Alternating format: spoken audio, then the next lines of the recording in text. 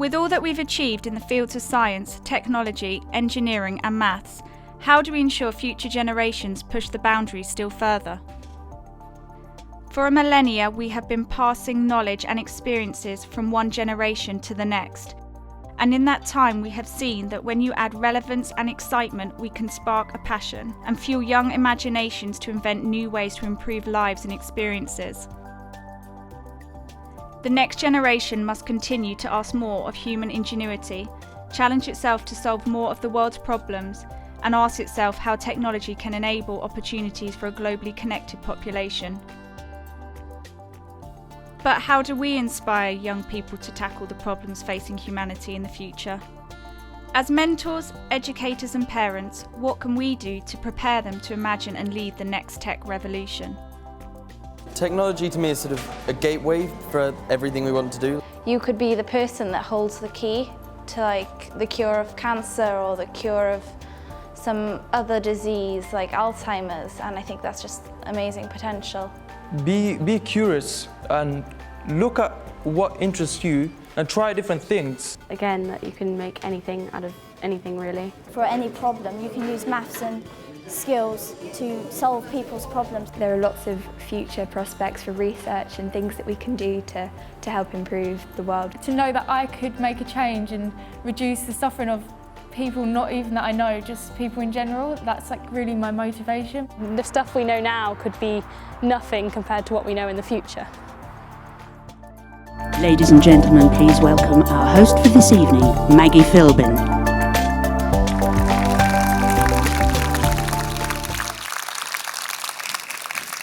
Well, good evening. Welcome to the Science Museum, where together we're going to work out what does it really take to shape the next tech revolution. I think we really do live in very, very exciting times, because it's never been easier, if you have a really great idea, to take it on to become a global company. If you've got the right skills, if you've got the right connections, and if you've got the right attitude. And so the really important thing is, how do we make sure that everybody takes advantage of this, not just the fortunate few? And how do we make sure that all of those great ideas, all of those wonderful, fresh new companies are able to find the right kind of talent, are able to find people who've studied the emerging sciences, people who are great programmers, people who really understand what makes technology tick? Now, I know that I can see a few very familiar faces in the audience, and we've all had long, long discussions about this topic. And so what we're really keen to do tonight is to move the debate forward. So what we're looking for is, well, what are we actually going to do? Who's going to do it, and who with? It's not just about going around the same circular discussions. And we've seen a few young people talking there about, what they feel technology might mean to them. And as many of you will know, I'm absolutely convinced that one of the things that we have to do is to give young people more opportunities to actually make mistakes, to tinker with tech, to be able to play with it, to be able to explore their own ideas. So to kick us off, I'm going to introduce two young people.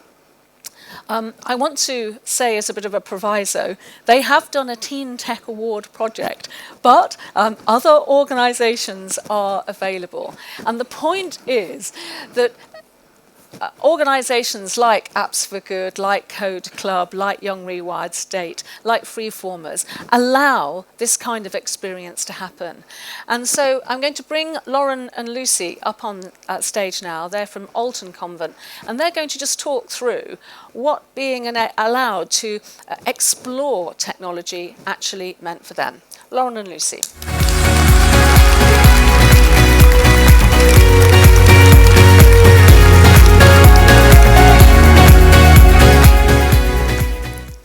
Good evening, ladies and gentlemen. I'm Lucy Rawlings and this is Lauren Shea, and we're from Alton Convent School in Hampshire. We are so thankful to have this opportunity, and we find it great that you are also interested in our generation. So anyway, we're here to talk about the huge impact that teen tech has had on the both of us. It's opened our eyes to the endless possibilities out there and honestly transformed our futures. But let's go back to the beginning. Why did we think to participate in the Teen Tech Awards in the first place? The launch of Teen Tech at our school was extremely exciting, as it was the first of its kind to be introduced to us. And after a look on the website, we were all hooked.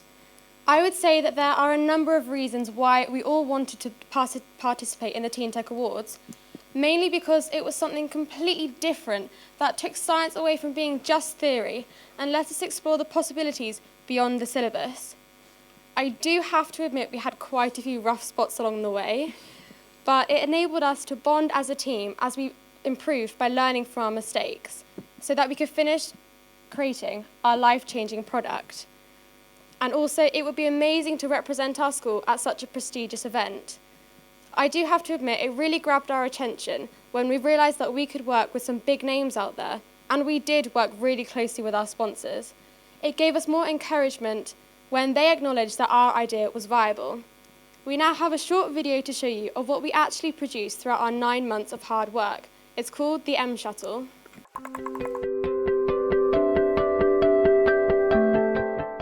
Our invention reduces the weight of equipment carried by soldiers, making their journey more efficient. This is the M Shuttle in action. A soldier has been injured by a landmine during a training exercise. The M Shuttle is used to provide first response medical care. This is our M Shuttle. Recently, we tried to develop our product further by having a worldwide patent search, yet another exciting venture, and if you have any questions at all, we'll be happy to answer them later on.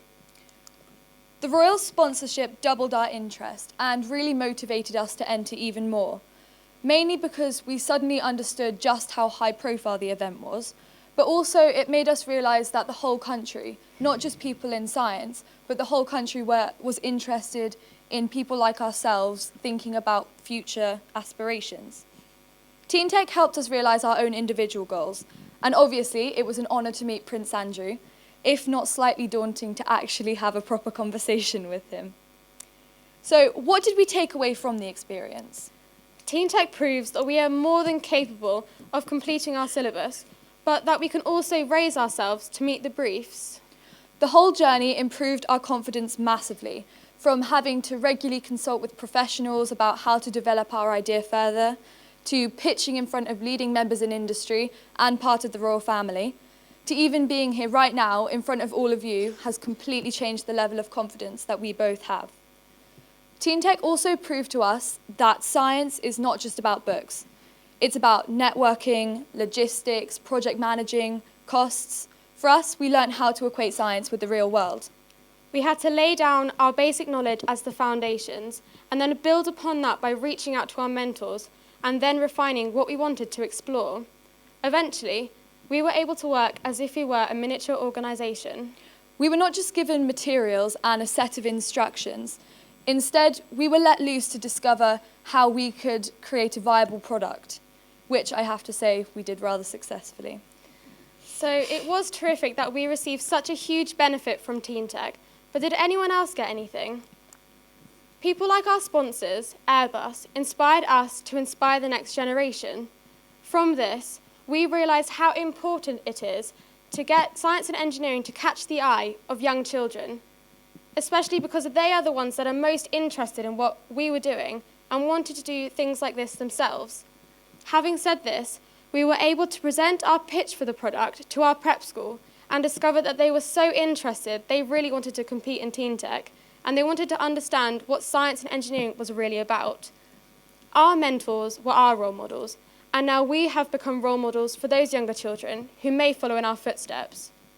We also had an amazing opportunity where we went to Symantec to represent Teen Tech, and we were able to motivate some of their employees to become Teen Tech volunteers. It has been a driving force in enthusing others, which is extremely rewarding, especially as the wider community didn't just stop at the borders of Hampshire, or even the UK, but stretched halfway across the world to South America. Earlier in the year, I went on an exchange visit to Colombia, and after meeting with the girls at the school, I realised just how bright so many of them were. It was also great for me to hear that so many of them wanted to pursue a career in science. I would say at least half of the people I talked to wanted to. And since Teen Tech was fresh in my mind, I wanted to share my experience with them. However, when I asked if any of them had ever heard of it, none of them had. This really brought home to me just how privileged we both are in this country to be able to be part of something so amazing and creative. So I wanted to inspire them as Teen Tech had inspired me. So from a small poster in the back of a biology lab in Alton to running an innovation session in a Colombian classroom, I personally got a taste of feeling what it was like to inspire others, and I liked it.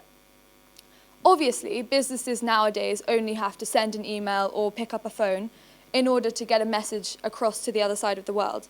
So I knew that the only way to keep up links in Colombia would be through the internet. Obviously, I've stayed in contact with my friends over there via social media, but I also wanted to keep them up to date with the progress that we were making through Teen Tech. And so I started writing a blog for Sparks, which is a website set up by the Women's Engineering Society to encourage young people, especially girls, to pursue a career in science. I've already had amazing feedback locally as well as internationally, and this just proves to me that in order to keep something going, links have to be maintained. So we've told you about everything we've done so far, but as young adults, looking always to broaden our horizons, where do we go from here? Being so invested in Teen Tech has been a thrilling journey, and I cannot fully explain how gratifying the whole process has been for us. Teen Tech is a springboard for so many other opportunities, and it really did give us a firm feeling of what it was like to be part of an organisation. And it has improved our communication skills because we've been immersed amongst a variety of professionals from many different fields. Also, on a more personal note, I was able to form a contact who works in an aerospace lab and have now successfully linked myself with her and have now secured a work placement with her next year. This has just shown me how many parts of my future have just stemmed from Teen Tech. My interest in science has been cemented, and now I cannot wait to explore other regions of the STEM career industry. Also, Teen Tech has completely changed my perception of science and has got me seriously reconsidering my future. It's given me the tools I need in order to be able to move forward in life and has opened my eyes to the endless job opportunities out there. It sparked an interest in science, particularly engineering, and has whetted my appetite for more problem solving. I particularly love seeing how all of the individual elements of research that we did at the beginning finally started to make sense and come together at the end. Science has always been one of my interests, and after having participated in Teen Tech and being given an insight into the advancing technology nowadays, I know that now I want to become part of that in the future. Also, I have not just taken a purely scientific inspiration from Teen Tech. I've also seen how many other careers can stem off it. For example, how science is communicated to the general public through marketing and advertising, and also in a journalistic way. Maggie, if you don't mind me saying, you have been a massive role model to us, and I'm sure to so many others, and your life is exactly the type we hope to lead. It's true. we've had such an incredible journey through Teen Tech and would love to see this sort of thing continue to thrive and expand. But individually, we cannot make as big of an impact as you can. Now, we are two girls from Hampshire who've been massively affected by Teen Tech and all of the amazing opportunities that it brings with it, which we are all so grateful for. But we are two out of many. We are asking you, our wonderful audience, to remember how much of an impact you can have on people and our generation as a whole. This is our challenge to you. Show kids at an early age what the real world involves. And how important science is within that. How to get out of the classroom. And into real life situations. So that they can wake up and realise that science is more than just theory. Thank you so much for listening to us here tonight. We've been so honoured to have been representing the student voice here for Teen Tech and for Maggie, who we will now hand back to. Thank you.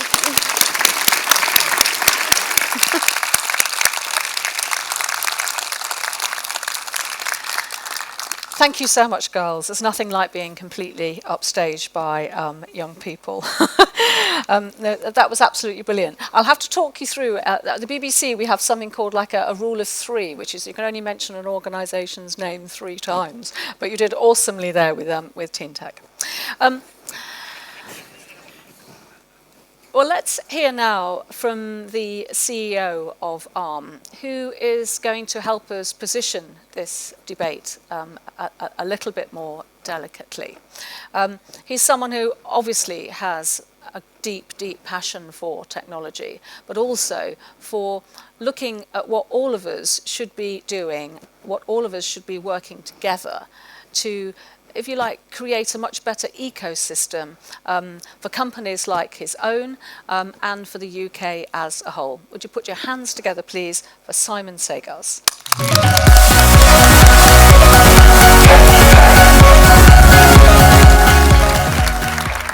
Thanks, Maggie, and good evening, everyone. Welcome to the Science Museum and to our second annual ARM Forum, where tonight, pretty obviously, we're going to be speaking about education and particularly how we stimulate interest in STEM subjects amongst young people. Now, what we want to do is have young people get really interested in science and technology, engineering, mathematics, so that we can create the technologists of the future.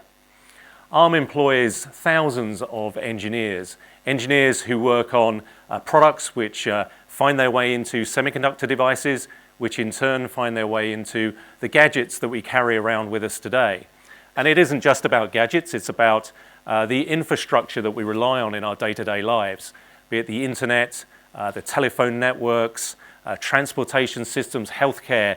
Everything relies on technology. And leading our lives as we do today, we just kind of rely on that completely, even though most of it is hidden away behind the scenes. So that technology was created by scientists and technologists who have worked for years to generate what we now take for granted. Some of that technology is very visible, such as the gadgets that you see in the stores and we all carry around, but much of it is invisible. It's the kind of underpinning of society that we rely on to have food on the shelves in the stores or clean water come out of the taps when we turn it on. So technology is really, really important to us today and will become even more important in the future.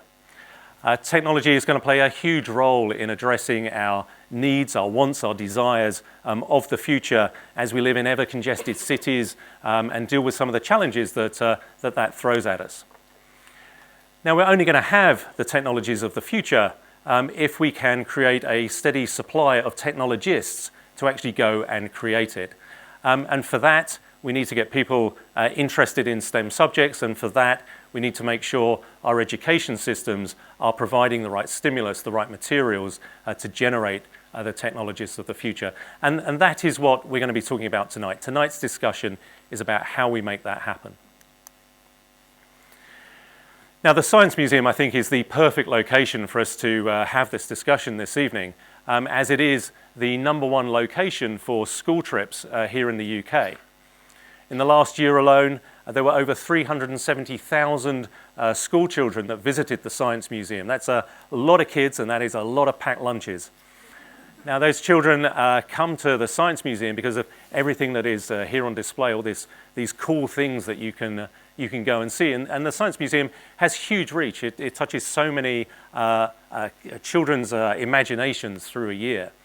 And it's because of that reach, that impact that the Science Museum has, that led us to collaborate with the Science Museum and co-sponsor the Information Age Gallery, which if you didn't see earlier, you'll get the opportunity to see later on, and I thoroughly recommend it. It is very, very good. So the Science Museum is a really inspirational place, and it certainly inspired me as a child when I came here with my parents, looking at all this stuff that I barely understood how it worked, but it had an impact on me and led me to think about a career and interest in scientific fields for the future. Now, that's a really important thing, and those 370,000 students that come through here, we need to inspire in a similar way. But it isn't just the inspiration that happens when they're here. What's really, really important is that we maintain that inspiration after they've left, after they've gone home, and once they're back in the classroom. I think about this a lot. I think about this because I want that next generation of engineers to come and work for ARM. But I also think that about that as a parent myself. I have 3 children. And when I think about their education, that they're in various degrees of participating in at the moment, and think about how technology is or rather isn't used through their schooling, there just seems like a huge opportunity to make things better. So I think there's 4 areas that we can concentrate on to bring about some change. Firstly, it's about bringing technology into the classroom, but not just about in lessons where about technology itself, but in as many subjects as we possibly can. And a great example of where you can do this is in PE. Now, when I was at school, PE was running about on a field, trying to avoid getting hurt. I can remember being forced to play football in the snow, all the great things that etch those memories of high school in your brain. But school, PE was a bit of fun at times, but it wasn't really connected to anything else that I did. And today we can change that. If you start equipping children with fitness trackers, you can monitor their activity. You can create some competition amongst them. You can create some competition amongst the teams. Who did the most running in a week? Was it playing football? Was it playing netball? Was it playing hockey? Who did the most? You can start to create data. You can start to generate data. You can use footballs and basketballs that are equipped with sensors that can track the trajectory and provide you feedback as a teaching aid. And you can suddenly get data that you can start to use to analyze and bring this subject to life. So now you've moved from PE just being about physical education to PE being about data science, being about maths, and you've suddenly turned it into a technology lesson as well as a PE lesson. And there's many other ways, many other subjects where that kind of approach can be applied. Secondly, I think it's really important that we try and demystify technology, that we de-geek it, that we make it accessible and interesting to everyone, whether you happen to be really good at maths or whether you happen to be really good at art or music. Technology can play a role in all of these fields, but we've got to make technology accessible to everyone, to boys, to girls, anyone who wants to take part of this, so they can see how technology can be used in pretty much any walk of life. And as well as Teen Tech, there are other great examples of organizations who are working on this. ARM has been a great sponsor of Code Club, and Code Club is great. There are many code clubs set up across the country. Our own people go and work in these, bringing science and technology to elementary school students, and it's great to see that the participants are roughly 50-50 boys and girls. So this is a great organization. Raspberry Pi as a hardware platform has been great for enabling people to get access to low-cost computing devices, and it's great to see today an announcement that Code Club and Raspberry Pi are going to combine together, and hopefully that will give even greater impact to what they're doing. So thirdly, we've got to introduce science and technology early in the curriculum. Code Club is very much focused on elementary schools. We've been partnering with the BBC and various other organizations to produce the Microbit, a very small, very low-cost computing platform which is being coupled with teaching aids and class material and a very easy-to-use computing environment so the device can be programmed. Again, just making it more accessible and taking the fear factor out of coding. So the Microbit, we see as a really important device, and I'm sure we'll hear more about that this evening. So finally, though, the technology is in some ways the easy bit. The technology can be solved with money. We can buy computers and put them in classrooms. But unless teachers have adequate material to use all this technology that is available, unless we provide ongoing training for teachers to keep ahead of the demand that things like Code Club is creating amongst students, then all of that interest will be lost. So I believe it's really, really important that we provide ongoing training to teachers, most of whom probably qualified before the smartphone had been created. It's only been around for about 10 years, despite the fact we take it for granted today. So that is a really, really important area. So tonight, I think we're going to have a great discussion. I look forward to hearing from you, some of your thoughts as we go through the evening, and discussing with my fellow panelists some of these areas, some of these challenges, and seeing what we can do to make a difference. So before we get into that, I'll hand back to Maggie, and she can introduce the rest of the panel. Simon, thanks. Thank you.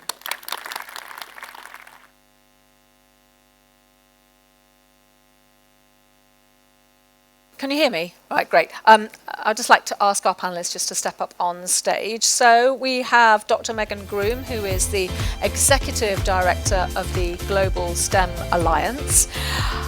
Ralph Rivera, who's Director of BBC Digital. And in case you're thinking, oh, where's Matthew?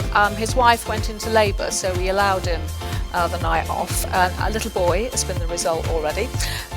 Professor Danielle George, who's Associate Dean for Teaching and Learning from the University of Manchester, and Tom O'Leary, who's Director of Learning for the Science Museum Group. So this is your panel.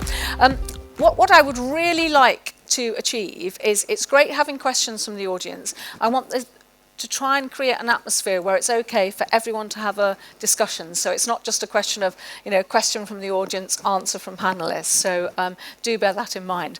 And bearing in mind what we've heard from Simon and also from our young people here, I wonder, Danielle, if we might start with you, because you did a really interesting lecture at the Royal Institution at their Christmas lectures, and you talked about the importance of finding space for tinkering with tech or thinkering with tech. And I wondered if you'd like just to enlarge on it. And as I say, do wave your hands at me if you want to join in this discussion. Yeah, I mean, so in the lectures we dealt a lot with tinkering and how that should start at a very young age. So not when you just get to secondary school, actually in primary school, and even before that actually, and getting into sort of the nursery as well. But also thinkering, so taking that to the next level and getting into science and engineering just by having fun, and that's really, really important, I think. You learn so much if you're passionate about it, and you will learn more if the person you're being taught by is passionate as well. And the thinkering is sort of the next level of, yes, take that tinkering and having that fun, but then add the theory, add the slightly more sort of academic side, and you're still tinkering, you're still having fun, but it becomes much more in the classroom and not necessarily as an extracurricular activity, which I think is really important to get it in the classroom as well. So clearly you don't think that there's enough of that in the classroom at the moment? I don't think there's enough of it. It's easy for me to say because I'm a lecturer at university, and I don't think there's enough of it at university, and that's where I'm trying to change it. But I don't think there's enough of it in primary school and secondary school. Like I say, it's easy for me to say because I'm not a teacher, but for me, I think getting more practical work and allowing the pupils, the young people, to tinker more and to fail and to praise those failures as well, and to be happy and say, okay, you've learned something from that failure, I think is really important. I know we have got some teachers in the audience, and I just wondered whether any teacher would like to pick up on this and just how the practicalities of doing this, because what I've become aware of over the past few years is that you have amazing teachers who find the time. They find this out of their own time, and they will work with young people in this way. They're often at their own cost as well, because they have to buy those resources. And as I say, I'm just looking around now to see if we've got anyone who wants just to pick up on this, because it is around just how do we actually make this happen? Hello. Hello, I'm Becky Parker. I'm a teacher. I teach physics, and I've heard Danielle speak, so that's brilliant. And I agree with her completely. What we've done at our school, in fact, I've got 3 of my students here because they've just been presenting to Research Council's UK conference. What we've done is we've set up a new institute called the Institute for Research in Schools, which is trying to allow young people to do real research while they're in schools. And these 3 are prime examples. And one thing I wanted to say is one result of that is students tinkering got access to some CERN technology and designed a new experiment to go on a satellite. It actually uses an ARM processor, so I thought I had to get that in. And it's flown. It was launched from Baikonur last year, and it's giving us data. But at first, it was a complete nightmare. We didn't get anything. We thought we'd have this beautiful data down, and it was a year ago, actually this last half term, where we sat thinking, what is this data telling us? It's not quite right. What's happened? Of course, we didn't know what to do because nobody had put this technology in space. And so we sat there. My role was to actually provide huge amounts of pizza to get the kids thinking and trying to get it working. And in the end, we've now got amazing data from this satellite, the Langton Ultimate Cosmic Ray Intensity Detector, Lucid in space. And we're trying to roll that sort of thing out to other schools to give them access to that sort of data, to fiddle with real data, to try and let them be part, to empower young people to be part of that whole science and technology community. So, I mean, we are trying in schools, but it is quite tough, you know, to try and go against this sort of testing grain. We've got to free up young people to be empowered, to be part of that whole community while they're at school. I agree.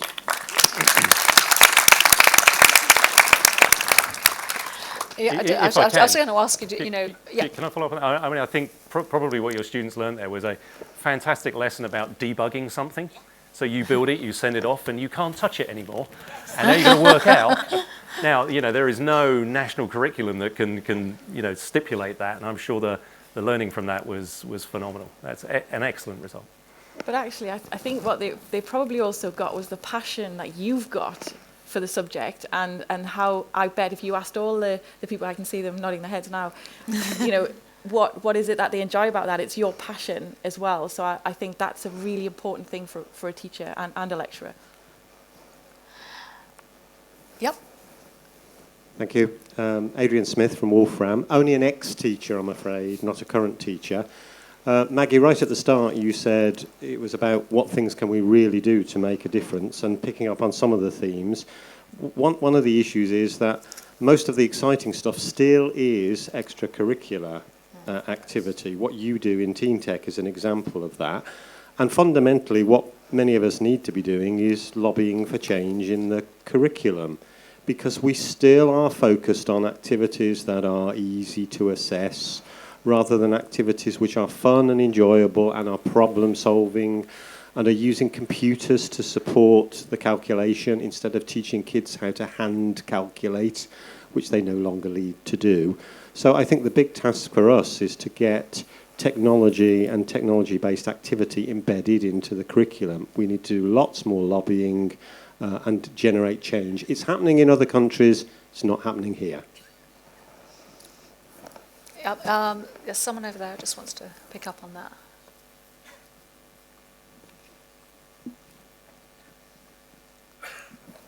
I'm Barry Cooper. I'm a computer science teacher working in Cambridge at UTC.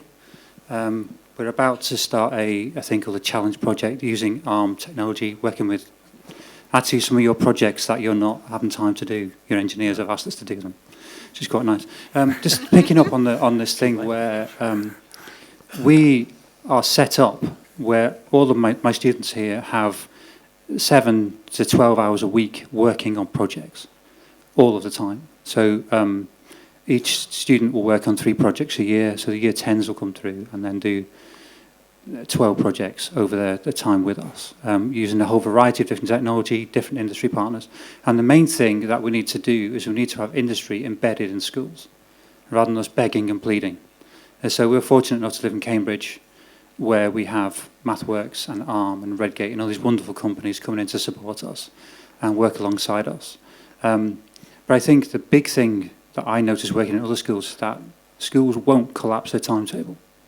They insist on doing things traditionally and then complaining, rather than saying we're going to take a proactive approach and collapse our timetable and do this project for 2 weeks and then carry on, which is a really useful thing to do. We have a longer day than normal schools, but that's how we work. It's good. Do you want to pass the microphone down? Hi, I'm Hilary Levers from the Wellcome Trust. I think there is a real problem with the curriculum and assessment, which does mean that there are a lot of constraints to try and do this sort of work within. But there are some opportunities, and the UTC model is a very interesting one.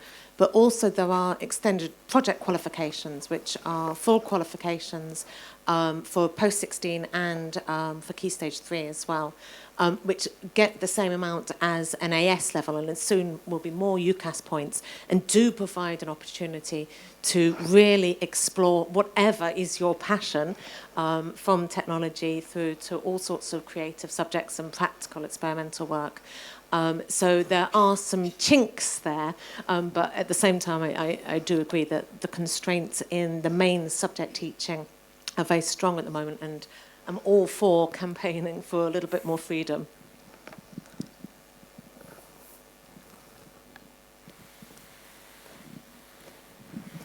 Good evening, I'm Rash Palchana. I am STEM subject specialist for OCR. We have developed a teaching resource which looks at all the technology, takes the curriculum, maps it to the curriculum, to the GCSE, and you can run it alongside your curriculum and you cover all the work. OCR. It covers all the GCSE sciences and the STEM and the maths side as well. I'll be around later on if you want to talk to me. I've got the resource to show you. Thank you. Brilliant. No, thank you very much. I'm just using my own technology here to pick up on some of the tweets. Now, here's a question for the panel, which is around training teachers on tech and what you believe is the sort of like the best way of making this happen. And if you've identified barriers, what are the barriers towards, training teachers in tech and computing? Would you like to kick us off, Megan? Yeah, so as a former teacher myself, I appreciate all of the different methodologies that we have to try to train teachers, but I think the reality is when we offer teacher professional development, it's usually the same teachers who are raising their hand over and over and over again. So I think the key is to figure out how to expand that pool of teachers who have the incentives, who have the time, and who have the desire to get retrained or to learn a new technology. We can't sort of rely upon this idea that young people coming into the teaching force will sort of update everybody else. So I think what we need to do is figure out how to incentivize teachers to take on not new responsibilities, but new ideas, and really to put themselves into the place of the learner. And that means that we need to find time in the school day, and we need to find time to provide really high quality PD, or I think you call it CPD here, that honors the teacher, honors their desire to learn, and gives them the time to really enjoy the learning. Yeah, well, when we were doing some of the work for the digital task force, it was really striking the number of teachers who said that when it came to CPD, it was sometimes seen by their senior management as a bit of a treat that could be offered to them, as opposed to something that was a natural part of them being a professional.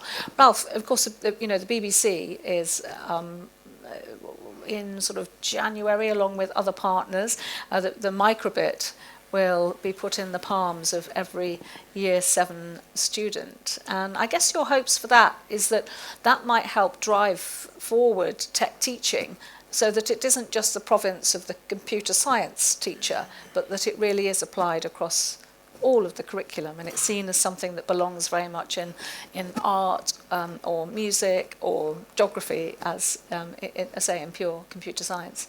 Yeah, absolutely. This year for us is the year for Make It Digital.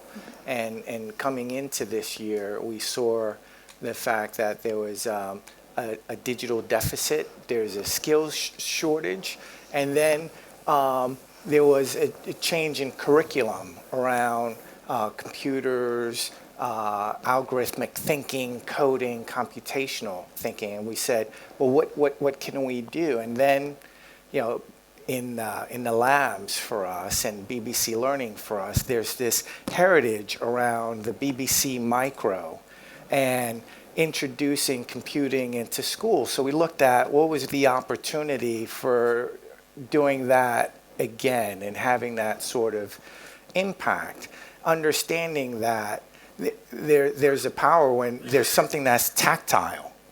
So much of the gadgets and the swiping, it's you have to get your hands onto something, and it can't just be theoretical, right? And how do you get it beyond just the computer lab or the teacher, and the notion that this is something that they can take home with them. So a fairly ambitious vision to get 1 million of these low-cost programmable devices in the hands of every kid in the seventh year. And by the way, thank you, ARM. Thank you, Maggie, and all of the folks that are supporting this, because this is an ecosystem. It's the coalition of the willing looking to make this happen. And what we hope is that it isn't something that just teaches computers, but it actually becomes an enabling tool that empowers kids to take these things and do things that we haven't even imagined, just because now they have the means of production in their hands to be able to exercise their imagination. Yeah, I know we've got quite a few partners in the audience from the project, and very much looking forward to it all going live. Now, obviously, we're sitting here in the Science Museum. So, Tom, I'm hoping that we'll have the microbit in the information gallery, and that you will be pestered by lots of parents who are curious to help their children do exciting things with it. Yes, I think so. I think the Science Museum, the Information Age Gallery, which will be in a bit later, can show you some amazing examples of those inspiration moments. Tim Berners-Lee's computer's in there that he invented the World Wide Web on. Brilliantly, he still has a sticker on it saying, "Don't turn this off, it's a server," which you can go and see later. But I think what the role of the Science Museum and other science museums is around that inspiration. One of my favourite quotes is from a scientist who said, "The Science Museum fueled my fascination with physics." Now, do we know who said that? That's Professor Stephen Hawking. So, if we can inspire him, what we need to do is to inspire generations of young people. And we heard a bit earlier about the sheer volume of people coming through our museum and the many museums across the country. So 370 plus thousand school children coming through here a year. 3.3 million visitors are coming in more broadly. Many of them are families. And not only are we inspiring them with the objects in here that might inspire them to think about what they might invent with a microbit, so they can walk past the Apollo command capsule, you can see Stephenson's rocket and the many other things. But also we introduce students to real science phenomena. So we have our interactive hands-on spaces where we're actually going beyond the objects and actually getting people to do science. And we have things that you don't have in the classroom. We have quite a large screen in here where we show IMAX 3D films to students to inspire them about the universe. That's one of the films that we show to young people. So we doing those sort of amazing things. One of the other things we do is we work with many partners, and we work with ARM, who we've heard about, but we also do a lot of research around how actually to improve STEM education. And one of the things that we're very excited about is Science Capital, which I'm sure many of you have actually heard about. And it's essentially, it's very hard, it's quite difficult to boil it down, and we're going to see an animation in a moment that's going to help us with that. But it's a lens through which to view STEM education and the problems with the take-up in STEM education. And perhaps unsurprisingly, it's aligned to the broader issues that accompany social capital and the inequalities that sit within that. And it's a very interesting lens to look through at STEM education through. And I think you start to see, what we're very excited about is the levers that we can start to identify to pull that we hope can change young people's perception of science. And a lot of that's around advocacy around science and seeing themselves as scientists and seeing the science in their lives and those sorts of things. So we're very interested in that research side as well, which we then implement through these very large programs we're doing. But hopefully we can watch an animation that's going to explain it a lot better than I can. Yeah, let's take a look. Research shows that most students find science interesting. But we're still facing a STEM skills gap. And the students taking STEM subjects after 16 still fall into roughly the same gender, ethnic and social groups as they did 20 years ago. That's why BP, King's College London and the Science Museum are collaborating to develop, measure and test a new concept that gets to the heart of how people engage with science. It's called Science Capital. A person's science capital is like a holdall or bag that they carry around with them, into which they put all their science-related knowledge, attitudes, skills and experiences. The science capital each person has splits into 4 main types: what you know, how you think, what you do, and who you know. Everyone has different amounts of science capital, and this affects whether they feel, yes, science is for me, or not. Our research shows that the more science capital a child has, the more likely they are to follow STEM subjects. Science capital comes from a variety of sources, including school, home and family, out-of-school science learning, and the things people experience in their everyday lives. It helps us see all the influences that lead to students choosing STEM subjects or not, and understand why different groups aren't taking them further. We can also use science capital as a tool to develop more effective ways of supporting young people to engage with science. And by building the science capital of all children, more students from more diverse backgrounds will engage with science throughout their lives. Together, we can use the concept of science capital not only to bridge the STEM skills gap, but also to improve the life chances of all our children.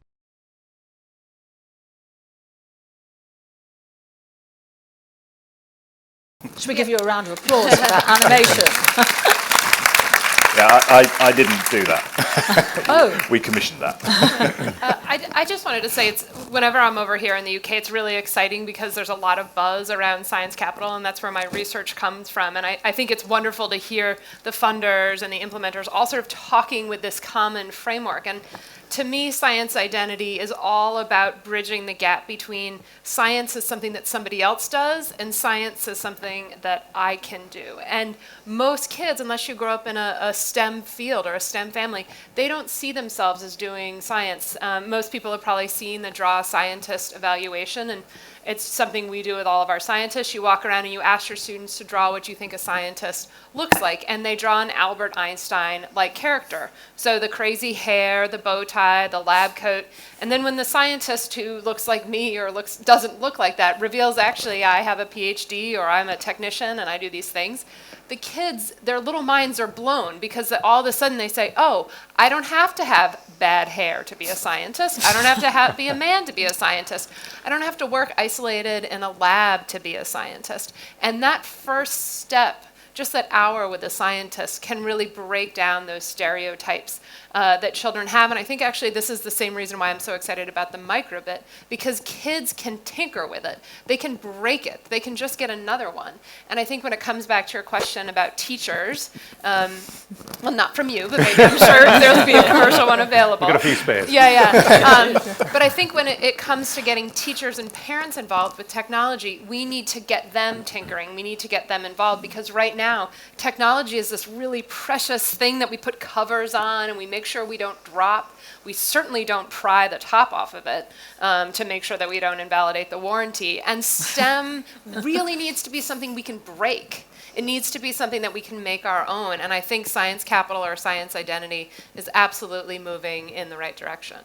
So certainly the microbit has been designed with that robustness in mind. I mean, the original BBC Micro, it was great, built like a tank. I could take mine apart, put it back together again, and it still worked. The first time I did that, I thought that was amazing. So we've now got these tiny boards. Well, what I think is really important, though, especially now compared to back then when I was playing with it, is that kids get early successes with the microbit. And they've got a little picture of one up there. And you can see on the front edge there's various connectors you can plug things in. When I talked to my 10-year-old about programming, he said to me one day, Dad, I'd like to program. I'm thinking, at last. But then he tells me what he wants to create, and it's some high-end computer game. And I'm thinking, my God, you've got to start at such a low level before you could build to that. So, he has not become a master programmer already. So I think building the content around things like microbits so people can achieve early success, have fun quickly, and not get disillusioned by something that is actually, pretty complex underlying. Yeah, and I think that confidence gap is something that we need to get adults in general up and over to say exactly what you said to him.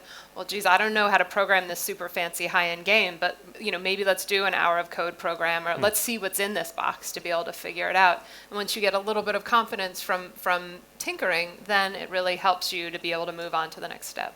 And there's a lovely example I've seen recently where it's about relating those to real world examples. And there's a company that's doing 3D printing, and you 3D print a copy of Tower Bridge and you code it to open and close rather than coding something that's abstract, and the children really engage with that because they see a real life example and they can start to see where the science is. Yeah, I think one of the things that connects this is outcomes. I think kids like to create things. They have an outcome.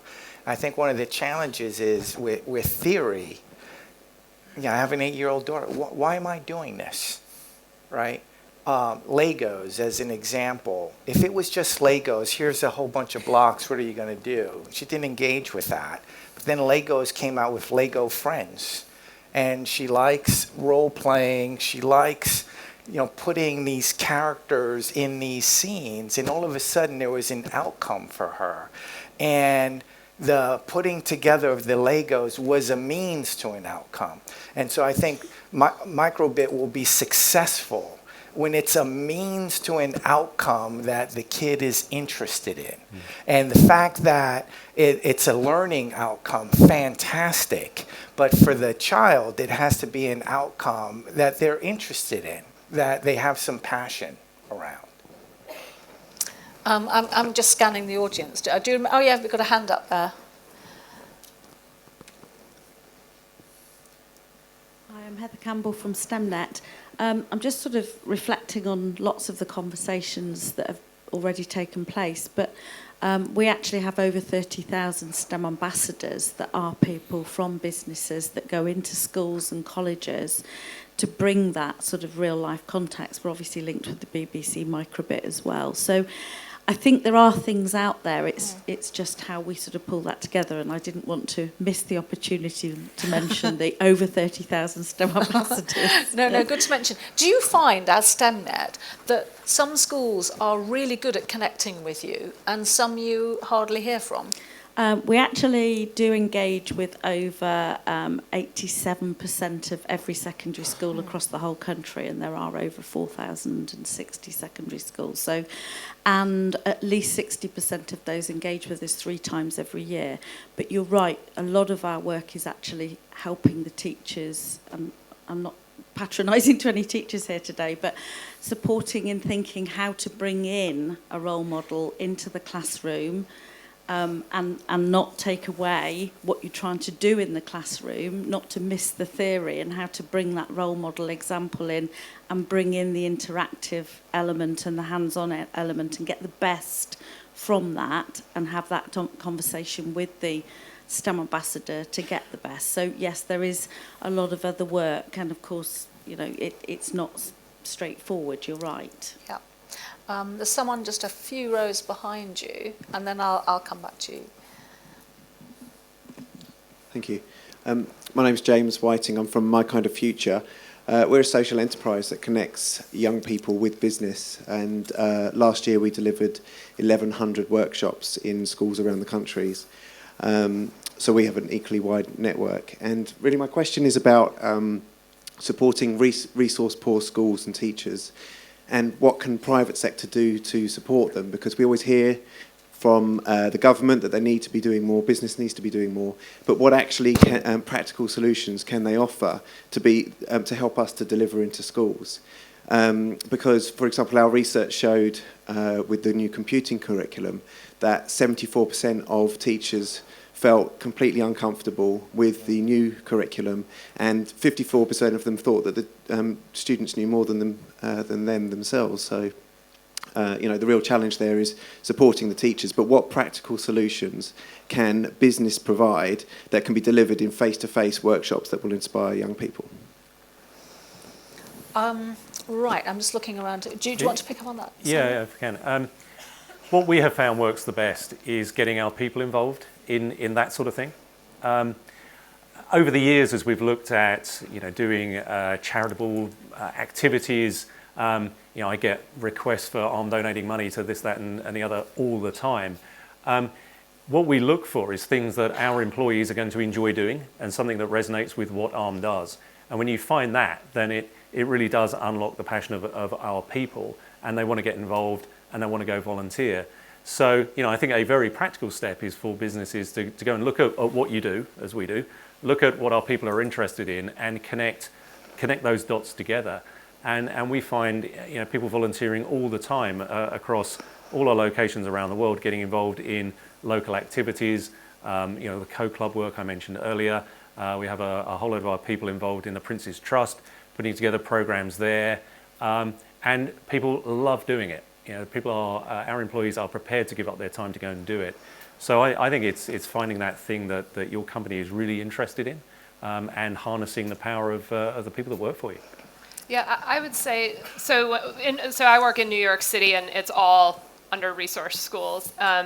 In the public school sector. And I think figuring out for a company like ARM or any other company how to adopt a whole school approach, so it's not just one superstar teacher who's reaching out and getting that special thing that the kids want, but more of a collective approach amongst the schools, so that all of the grade 6 teachers get together and they get an infusion of different employees coming in and working on a single project is very, very useful, because when you just have one little piece coming in and there's just that one connection, it's not particularly sustainable as opposed to having a larger, more collective group that are working on something. And I think also bringing in employees, and then if there's a way to do some sort of attachment to a school of education, I think that also works really well to have sustainable support. I know in the US our biggest problem is teacher retention, so it's something like 50% of all new teachers drop out after it's 3 or 5 years. So coming up with stability within a school group and a culture that's used to partnering is really useful. And I think also for us, when we send scientists in, we really want to work with schools who have some degree of stability, so who have sort of discipline that's taken care of, and that aren't, so our volunteers aren't going to walk into a potentially violent situation or a situation where the kids are really focused on just getting enough food during the school day, something like that. So we have some pretty serious problems in New York City, and looking at a whole school approach, I think, is something that's been particularly successful. Yeah, I think it comes back, doesn't it, as you're saying, like for whoever is going into the school to feel that they understand, and that is about communication, isn't it, with the school, to understand what's going to work for this group of students, because, a group of, year 5 is going to be very different to a group of year 11, and yet sometimes, and I don't think I'm speaking out of turn, but there's a massive enthusiasm by companies to go into a school, but actually when they arrive there, they can, if they're not, haven't been given that help, find themselves, having a less than good, experience. I'm just going to see I know that Claire from Code Club she said she was going to be here. Where is Claire? Wave like mad. Okay. First of all, personal congratulations. What a great new partnership with Raspberry Pi. And then the reason I just wanted just at this moment just to ask Claire to talk was because she does great work, obviously, and she has a lot of tech volunteers, but you're also keen to help parents understand, aren't you, that they too can be, too can run your code clubs, and really just to give them confidence, just to, volunteer, because they'll be given the right kind of support. Yeah, absolutely. So we want to try and branch out and invite everybody who wants to volunteer at a code club. We particularly want parents to get involved, to volunteer at their children's schools to run a club. And we see it as our job to give those parents the confidence they need to run a club, not necessarily the technical expertise. We think that those parents could provide a really strong, encouraging and facilitating role rather than expertise. So that's going to be an experiment we'll run soon. Okay, so that's like a call out to all enthusiastic parents. I mean, you might not be at all an enthusiastic parent, but you may know someone who is, and Claire would really love to hear from you. On the science capital, so we talked about having that opportunity to tinker with tech, whether it's a microbit, whether it's a Raspberry Pi, whether it's through a tech club or a code club at school. But then I wonder if the other side of Science Capital is actually being exposed so that you understand the real opportunities. And I think it was Inspire who did a bit of research about when it came to work experience, where students were still lucky enough to be able to go and have work experience, that the proportion of boys having STEM opportunities was very much higher than the number of girls. And obviously, I just sort of wondered, and it's something I just throw out to the teachers, I don't know how practical this is whether we couldn't be slightly more scientific about it, and that when work experience opportunities are being set up, we don't just take a look and say, actually, it would be really good if we had, not only more girls taking advantage, but perhaps students who may not see themselves as being interested in technology, but by exposing them to an opportunity, they might actually gain insight into why those roles might be really appealing. Yeah, I think we really need to broaden our definition of STEM. If you think you're not in a STEM job, you probably are, just in terms of the amount of technology you need to use, the type of systems thinking. I also think we should really encourage people to think about STEM to include a lot of the creative arts, and think, we have the STEM conversation all of the time. So instead of bickering about the acronym, can we just talk about STEM as being sort of the real life world in which we all have to live?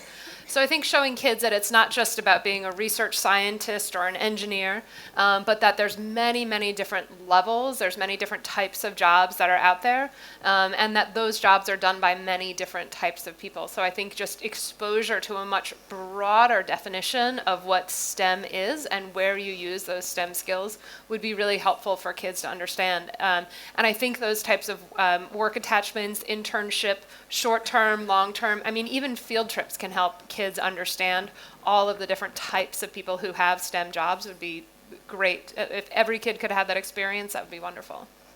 I would concur with that. And what we're seeing and what we're acting on is that sometimes even when children are experiencing STEM work placements, they don't actually see the science in part of the issue is that you might think, well, success, they've gone on a work placement, but sometimes it's you have to actually be more explicit about seeing the science in a role and then allowing the young people to see themselves in that role and therefore see them as science is something that applies to them and not the genius in the corner who's got a postdoc. Do raise your hands if you, yep.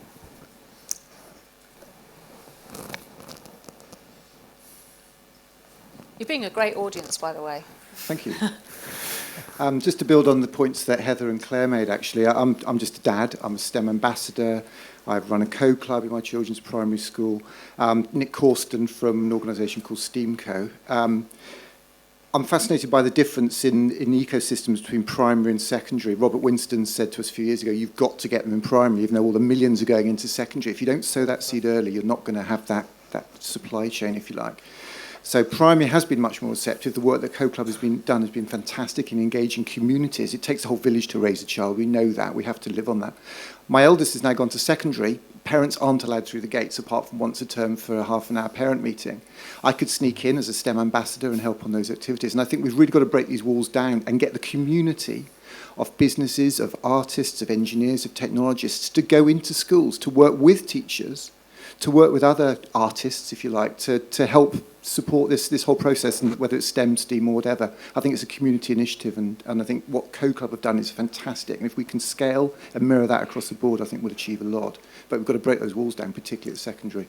Yeah, that's a really good point, that idea of the whole community being involved, because it is important, because actually there's no point in doing a piece of inspiration for young people if when they return home, their parents, just because perhaps they're slightly disconnected with the way certain emerging industries are going, say, oh gosh, you don't want to be bothered doing that, do you? Because as we know, parents are just so influential. Yes? This follows on from the last question. Chris Cox from the University of Manchester. The fact is, because of these long-term trends, the vast majority of those parents who can't get into secondary schools are humanities graduates. So I wonder, and these are the people who are going to be influencing those kids. So do we actually need to do more to break down the barriers? It's been hinted at already between STEM and the humanities. And I ask the question as a humanities graduate myself, do we need a course on STEM for humanities dummies? Yes, physics for poets. Right, do you want to run that? Yeah, we had it at Columbia. One of the things that I've discussed with colleagues a lot recently and it's learning from Make It Digital and Microbit, is that there are a lot of groups and a lot of different pockets of folks that really want to do something and highly motivated, right? But it actually doesn't come together very well, and that's because things tend to be siloed. So you have folks that look at, well, what can we do in schools? Because that's a thing unto itself, and there's walls around that, right? And then there's, oh, well, what can happen in homes, right? And so what can parents do with their children in homes? And then, there are apps and other things there. And then, oh, well, let's go to the Science Museum, or let's go to Greenwich, right? These things are totally disconnected from each other. To me, the opportunity would be, and it would be hugely challenging, but imagine if you can connect in school to at home to on-the-go learning, so that these things reinforce each other. And so you're not putting all the pressure or emphasis of, okay, these few hours that you have in the classroom, but you're actually able to expand that learning journey and involve more people along the way. And you know what? That was very hard a long time ago. But when every parent has one of these, it really is within our means to be able to connect these right now fragmented ecosystems. And I think that it's challenging, because anytime you want to get multiple organizations to work together, it's challenging.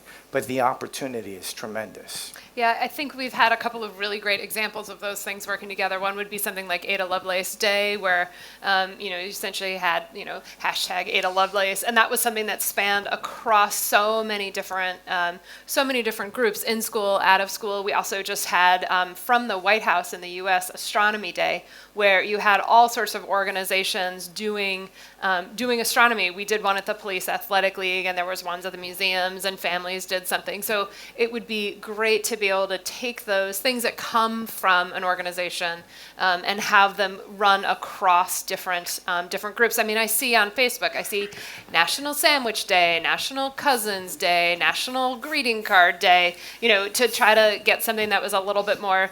Not that cousins and sandwiches aren't substantial, but it would be great to see, National Computer Science Day, something like that, National Women's and STEM Day, to be a little bit, to take advantage of those different platforms that teachers, parents, museums are all on. But if I may just pick up on the gentleman's point up there, I think it's a very valid point around humanities and science. And I'm a humanities graduate. I used to be a history teacher rather a long time ago. And I'm sort of professional within the learning field, and part of me coming into this role has been rediscovering a passion or discovering a passion for science. And so I actually feel like I am going through the very thing that I want millions of other people to go through, but you shouldn't have to get a job here in order to go through that. But I think there is a shift that we need to help happen, which is around science isn't just for scientists, that science is a broader thing that as a society we embrace, and that I think too often it's been put in the corner and people are made to feel it's something that's not necessarily for them. And I think it's deeply important that we try and break down those barriers. So I think STEM for Humanities Dummies, or whatever it is you're proposed, I think is a great idea. But there are things like that at university, and there are literally courses that you would put on for maybe humanities to look into STEM subjects, and we do it at Manchester University already. But the problem is, I find anyway, for my STEM students, they have such a packed degree timetable that actually fitting in those 10 credits or 20 credits worth of other stuff that actually would be really good to look at is very, very difficult, and I think it's a classic example of the system not actually helping us, and I think that is echoed in primary school and secondary school, where I'm sure there's loads of teachers that would love to do all of this great initiative and work a lot more than they do, but if your literacy and numeracy scores aren't right and you're down in the league tables or whatever the equivalent is for primary school and secondary school, you need to concentrate on those things. And so I think if we can get things like the microbit or other things to help with the fundamental problems that maybe teachers have got, like in literacy or numeracy or something like that, and use the tech to help solve those problems instead of giving them something completely different. So try and close the loop that you're talking about as well. Then I think that would be a really good thing to get into schools and actually do, and for university people to get into schools and help with as well. Yeah, I want to just take a slightly different tack to the answer to that question. One of the things that really plagues us in the US, and I assume it's quite similar here, is math anxiety, and essentially the transmission of math anxiety from parents who feel like it's totally fine for them to say to their sons and daughters, I'm not good at math. And that anxiety is immediately transmitted from the adult to the child. It is amplified in girls.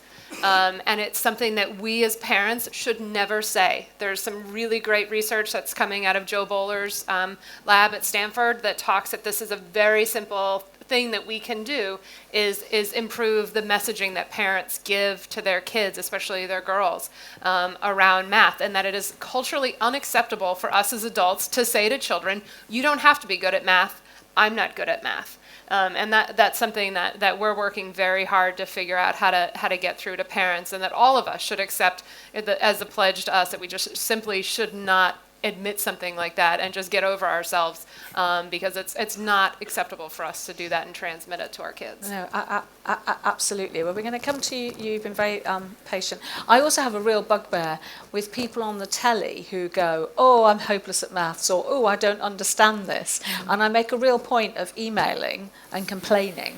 I'd like you all to email and complain when they do it. And there are some very well-known people who do that. And we, because then they would stop, Right. Hi, I'm Emily. I'm a sixth form student at UTC Cambridge. I was quite interested in the fact that you were talking about every parent has an access to smartphones, tablets, that kind of thing. Some companies have, like Microsoft, have had a site developed where you can use your mobile to create mobile apps, and you've also talked about there needs to be an outcome of what we're going to get children to do. Obviously, the Raspberry Pi and that is a great initiative, but obviously it's something that's in schools and something you can't do at home, and you're kind of supported by parents as well. Would there be a kind of app development maybe that companies want to go into so you can do it perhaps more easily at home, or maybe it's more accessible? Yeah, well, part of the microbit is, well, first off, this is given to the kid so that they're able to take it home, and I think that's huge. It's not something that, oh, you use this in the classroom and it stays in the classroom. That's one. Two, it isn't just hardware.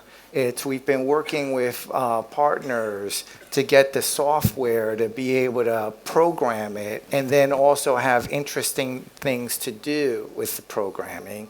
And then the other thing I should point out is that this is really to stimulate a market for these devices. So actually, look forward to a lot of these sort of devices, but also the experiences that come around these devices to flourish. So whether it be microbits or various versions of Raspberry Pi. In the US, one of my favorite entrepreneurs has the little bits, these circuits that come together. And so I don't, do they call it the maker movement here? Back in the US, it's this whole maker thing. I think this is becoming very accessible in terms of being able to get this into homes. But I think the barrier is the understanding of it. And so if initiatives like Microbit and things like Code Club and others, essentially, the point that Simon was making, demystify this thing and just make it accessible, then you're going to get it to start to scale. Because it used to be that even if you wanted to, even if you were motivated, it was hard to get to this thing. Now we're driving down the barriers to entry, if you will. It becomes more about inspiring people to engage, and once they're inspired, creating experiences that help them step through the process. And it also has to be sustainable, because the thing I get concerned about is that those sort of experiences that generate a lot of interest right up front, and so there's a high level of engagement, but then it totally drops off. It's like, okay, I tried that, and now if we don't create experiences that take people on this journey so that they continue to progress and do more and more interesting things with it, we will not have maximized the opportunity. Yeah. I mean, hopefully these things, really can get into the home. I mean, the microbit, free. BBC Micro, I think I got mine in 1985, cost about £500. I mean, that is a lot of money. So the fact that these are free, and there was no way I was going to stick a soldering iron inside that, I can tell you. But these are hopefully almost at the point of disposability. Raspberry Pi costs about 30 quid. You can buy very cheap electronic components online. Probably the most expensive thing you're going to have to buy is a soldering iron. And you can pair the microbit with your smartphone. You can get as much online computing as you want for almost nothing. The cost has come right down.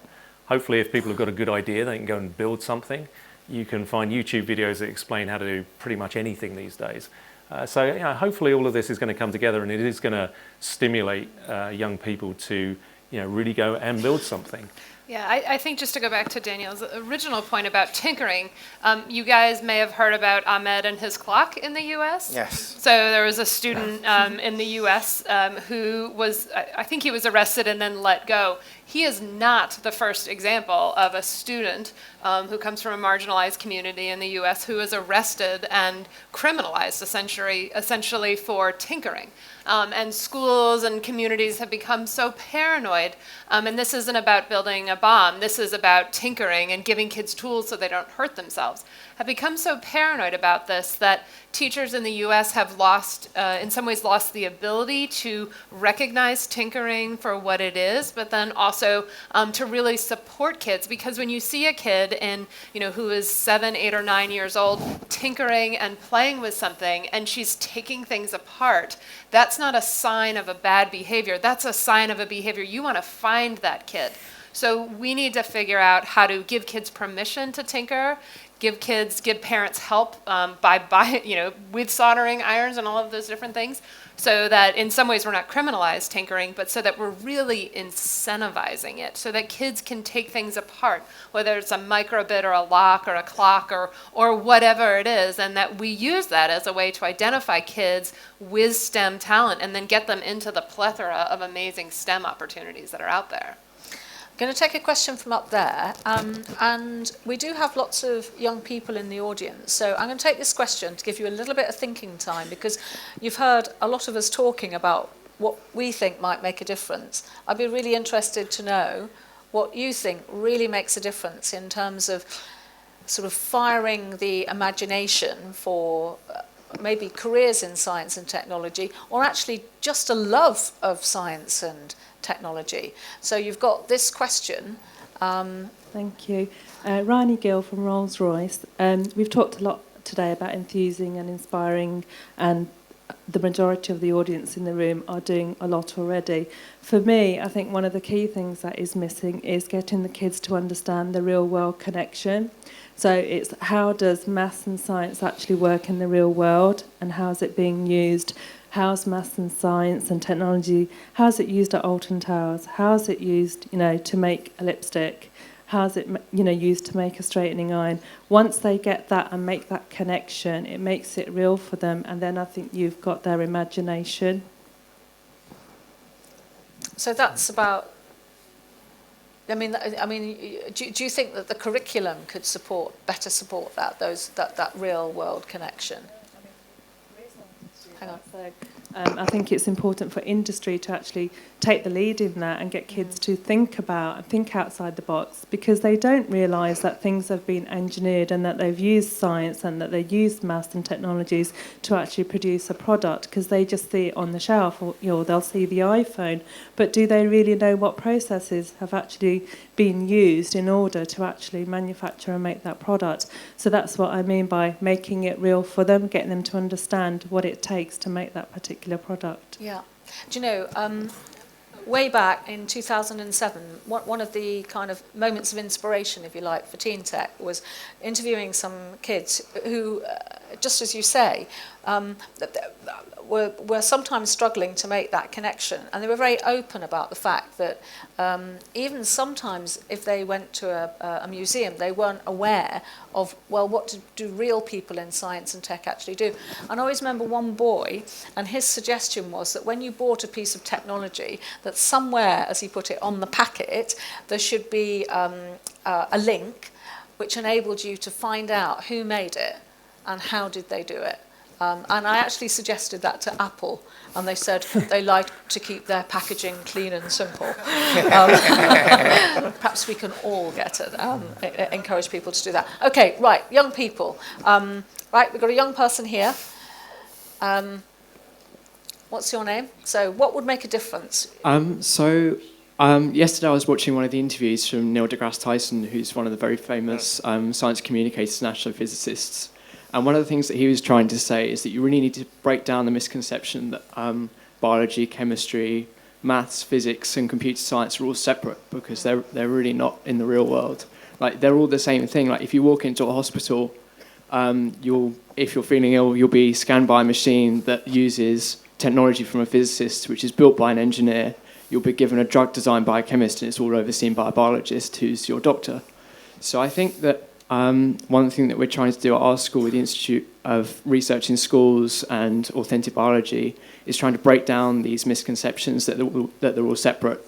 So if you can really see how computer science and how technology can benefit these different groups like biology, chemistry, and physics, then you could really promote the use of technology within these different fields that people sometimes think are disconnected. Yeah, maybe we should ask Neil to explain how it takes biology, chemistry, physics, engineering to kill Pluto, since that's what he's sort of well known for, is taking Pluto off the planet map. But I'm sure he'd be more than happy to answer that question for you. Okay, yeah, I think we are terribly good, aren't we, at putting things in silos. And, you know, the fact that we put, like, science in one and arts in another is, of course, a big problem. Do you have any other young people? Yeah, we've got some young... how many... yeah, brilliant. Can you... That's lovely. Thank you. Yeah. And then if you could bring your microphone down to here, then we can... Yeah, awesome. Okay, I'm Sarah from Villas Park Educational Trust, and I'm just wondering if maybe we're looking at this the wrong way round, that we're hearing the students speaking so well about things they've done in school, and could we be using those students to actually teach the teachers rather than just the teachers to teach the students? And I'm fairly, prepared to bet my life that the large number of people in this room will have been outsmarted on their phones or computers at some point by a 10-year-old or an 8-year-old or maybe even a 6-year-old. So if, as representatives of industry, we could get straight and work directly with the students and almost work backwards, I'm wondering if maybe that's a possible way of upskilling our teachers back to front. I think it would be a great way of learning. I mean, and a lot of people advocate for this too, that sometimes, particularly as we're seeing in computer science at the moment, there can be a real problem in setting yourself up as the expert, and why not, learn together? But I guess it's a kind of teaching that some people feel really comfortable with and really enjoy, and perhaps others don't. But it's terrific if you are able to work in that way. Have you got a mic? Yep, excellent.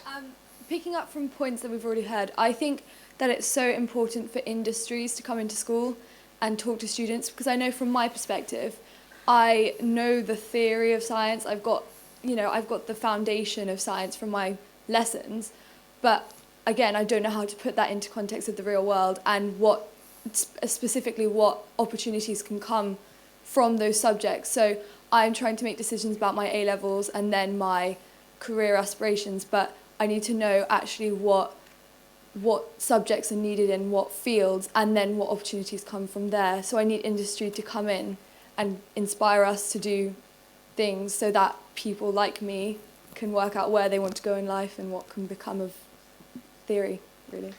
Yeah, it can be very hard, can't it? Because essentially you're having to make decisions based on not enough information. I just wondered, if I ask yourself and about your experience of young people coming to ARM and how easy you find it to find the right people, in just what I think was just sort of captured quite nicely by that comment is that they're not quite sure what they actually need to do, and also not sure about what the real opportunities are. It's not because they aren't keen, it's just because they don't know how to make those decisions. Yeah, absolutely. I mean, we in terms of hiring graduates, ARM is quite well known, and we tend to get quite a lot of applicants, so that is okay. But I think what's fascinating about what we do and technology generally is that it changes so quickly. What you may learn at university, it gives you a great foundation, but once you get into work, it's changed. And we are finding that graduates that we hire, have just got a different view on the world. They're using technology in different ways.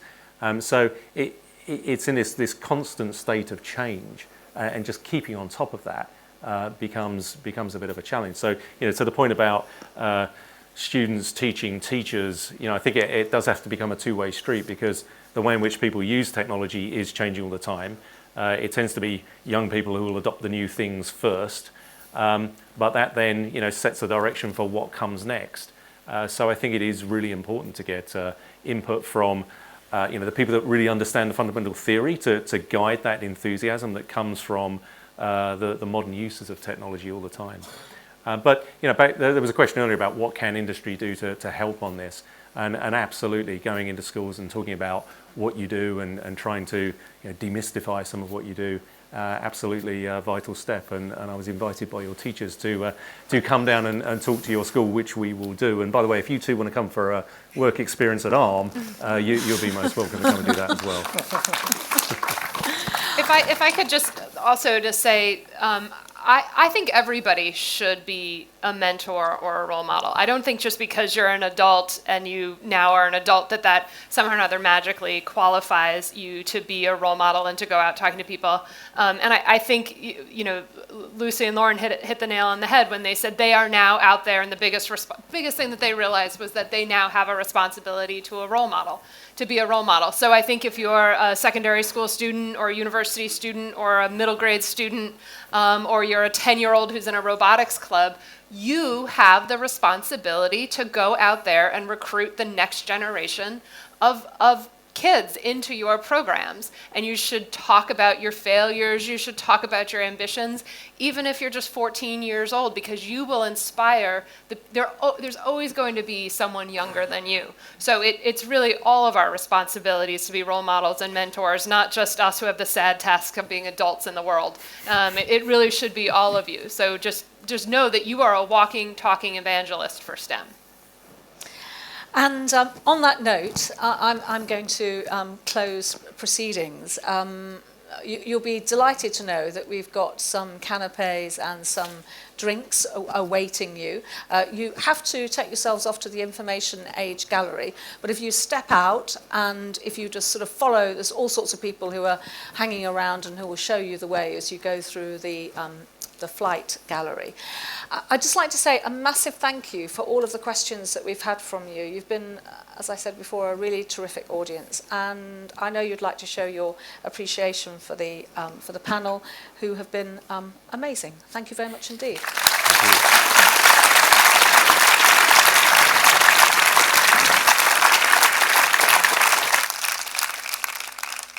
And please, let's all of us step out of this building and go and do something that actually makes a difference. Thank you very much indeed. Thank you.